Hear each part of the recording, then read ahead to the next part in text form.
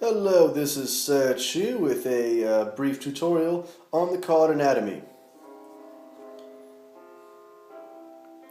In our last video, we went over the three different types of cards. The cards with the black borders are nouns, they are creatures and minions, and they are under your control. The cards with the gray borders are verbs, they are one-time effects, equipments, enchantments that can be used to enhance the abilities of other cards. And these here with the white borders are rooms, and these are what you use to construct your dungeon. Now let's get into the different parts of the card, shall we?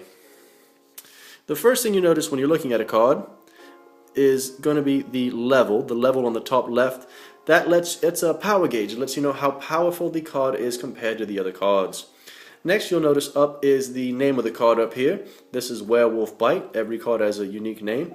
And just below the name lets you know what type of card it is. This happens to be an enchant verb. There are other types of verbs like equip verbs, spell verbs, and so on.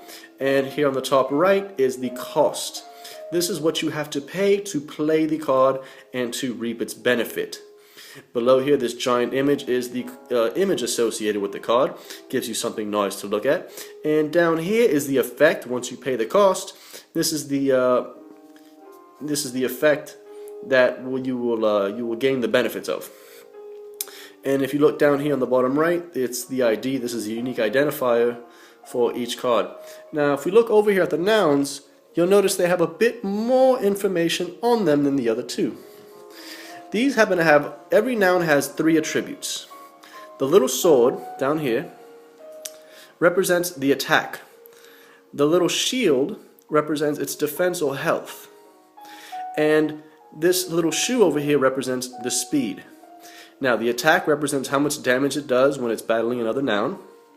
The health represents how much damage it could take before dying and being sent to the rubble. And the speed represents how many rooms per turn this particular noun can travel. That concludes the card anatomy portion of our tutorial. See you next time where we discuss the deck requirements.